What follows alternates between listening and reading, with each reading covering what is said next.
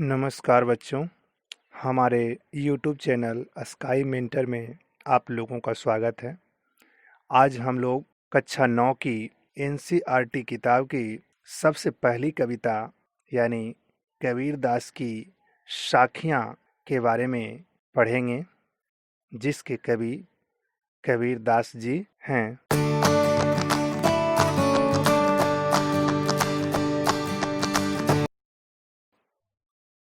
तो आइए सबसे पहले कवि कबीर दास जी के बारे में पढ़ते हैं। कबीर दास जी का जन्म और मृत्यु के बारे में अनेक किंवदंतियां प्रचलित हैं।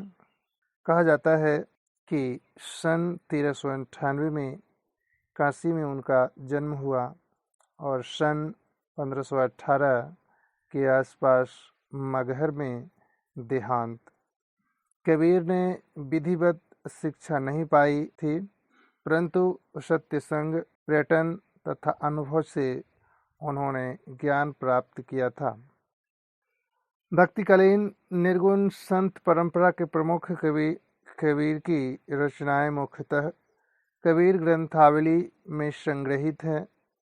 कुछ रचनाएं गुरु ग्रंथ साहिब में भी संकलित है। राम और रहीम की एकता में विश्वास रखने वाले कबीर ने ईश्वर के नाम पर चलने वाले हर तरह के पाखंड, भेदभाव और कर्मकांड का खंडन किया।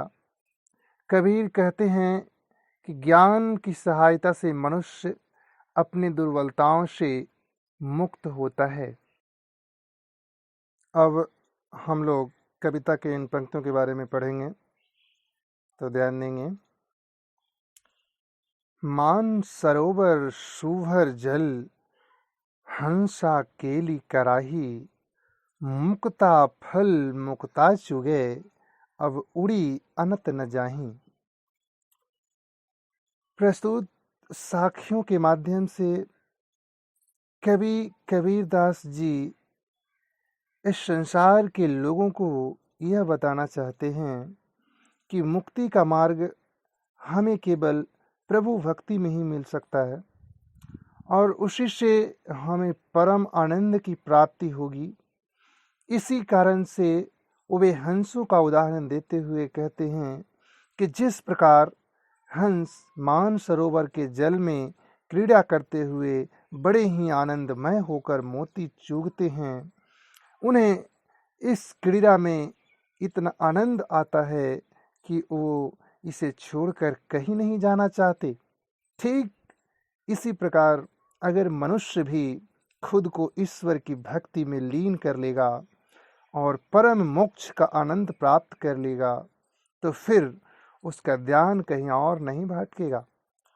उसे प्रभु की भक्ति में मिलने वाला आनंद और कहीं नहीं मिलेगा। फिर वह प्रभु की भक्ति में ही मग्न रहेगा और इस मार्ग को छोड़कर कहीं और नहीं जाएगा। आगे की इन पंक्तियों में ध्यान देंगे।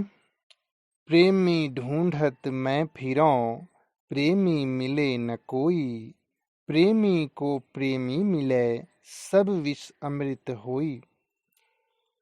प्रस्तुत साखियों के माध्यम से संत कबीर दास जी इस संसार के लोगों को यह बताना चाहते हैं कि जो व्यक्ति प्रभु की सच्ची भक्ति करता है, वह कभी भी दूसरे मनुष्य को उसकी जात, धर्म या काम के लिए नीचा नहीं समझता।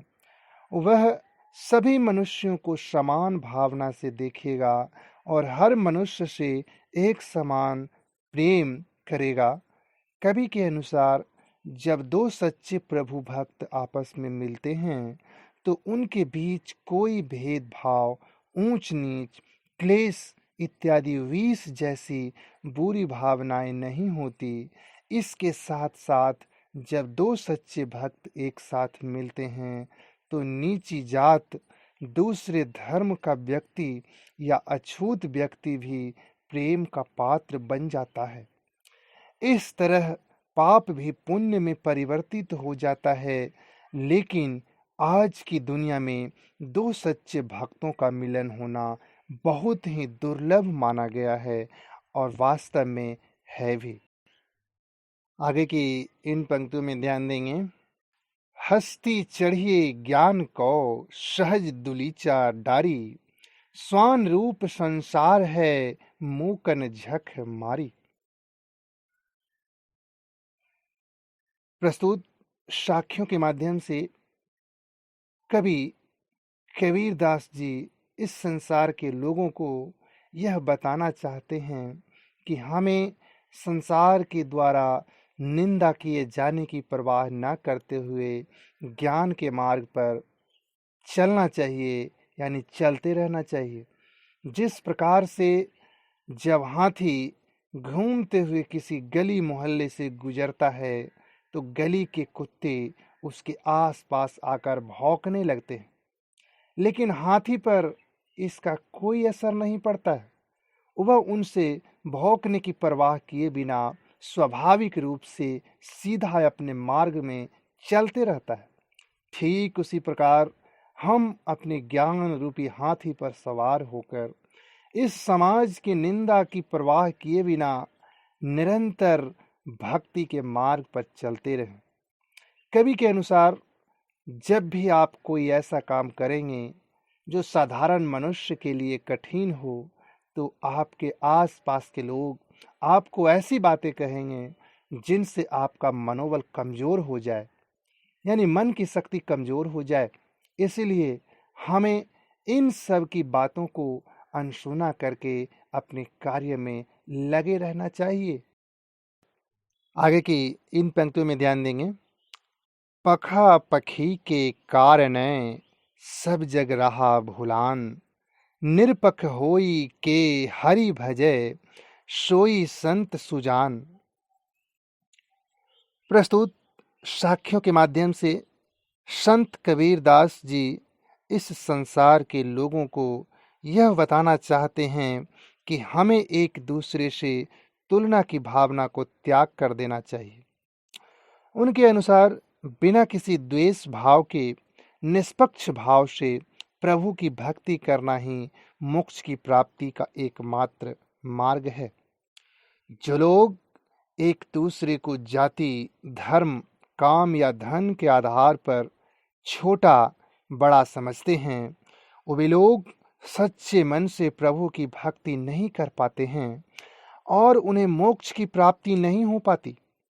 इसलिए हमें इन भेदभाव से ऊपर उठकर निष्पक्ष मन से भगवान की भक्ति करनी होगी, तभी हमारा कल्याण हो सकता है।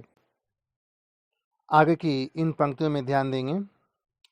हिंदू मुआ राम कही, मुसलमान खुदाई, कहे कबीर सो जीवता, जो दूहू के निकट न जाई। प्रस्तुत साखियों के माध्यम से संत कबीरदास जी उस समय समाज में फैले हिंदू मुसलमान के आपसी भेदभाव का वर्णन किया है। उनके अनुसार उस समय समाज में हिंदुओं तथा मुसलमानों में एक दूसरे के प्रति काफी द्वेष था और एक दूसरे के धर्म से घृणा करते थे। हिंदू राम को महान समझते थे, जबकि मुसलमान खुदा को। मगर दोनों राम और खुदा का नाम लेकर भी अपने ईश्वर को प्राप्त नहीं कर सके, क्योंकि उनके मन में प्रभु की भक्ति से ज्यादा आपसी भेदभाव और नफरत की भावना मौजूद थी। इसी वजह से कवि ने हमें यह उपदेश दिया कि हिंदू मुस्लिम दोनों एक हैं और राम खुदा दोनों ईश्वर के ही रूप हैं। इसीलिए हमें आपसी भेदभाव को छोड़कर सर्वश्रेष्ठ ईश्वर की भक्ति में लीन हो जाना चाहिए, तभी हम मोक्ष को प्राप्त कर पाएंगे। आगे की इन पंक्तियों में ध्यान देंगे। काबा फिरी काशी भया, राम ही भया रहीम, मोट चून मैदा भया, बैठी कबीरा जीम। प्रस्तुत साखियों के माध्यम से संत कबीरदास जी इस संसार के लोगों को हिंदू मुसलमान के आपसी भेदभाव को मिटाने का संदेश दिया है। उनका मानना है कि अगर कोई हिंदू या मुसलमान आपसी भेदभाव को छोड़कर निष्पक्ष होकर प्रभु की भक्ति में लीन हो जाए तो उसे मंदिर मस्जिद एक समान लगने लगेंगे। फिर उसे राम व रहीम एक ही ईश्वर के दो रूप लगने लगेंगे। इसी प्रकार हिंदुओं व मुसलमानों को मस्जिद तथा मंदिर एक समान रूप से पवित्र लगने लगेंगे। आगे वे कहते हैं कि जब तक गेहूं को बारीक महीन मैदा पीसा नहीं जाता वे खाने योग्य नहीं होता है, लेकिन जैसे ही गेहूं को पीस दिया जाता है वो स्वादिष्ट खाना बनाने लायक बन जाता है। ठीक इसी प्रकार से हम अपने बुरे भावों और विचारों को एकता की चक्की में पीसकर सद्भावना से आटे में बदलना होगा। फिर हमें एक दूसरे के धर्म में कोई बुराई नहीं दिखेगी। हमें उनमें केवल प्रभु की भक्ति का संदेश ही दिखाई देगा। जिस दिन ऐसा हो जाएगा उस दिन हिंदू मुसलमान एक साथ बैठकर प्रेम से खाना खाएंगे। आगे की इन पंक्तियों में ध्यान देंगे। ऊंचे कुल का जन्मिया जे करनी ऊंच न होई, सुबरन कलश सूरा भरा साधु निंदा सोई।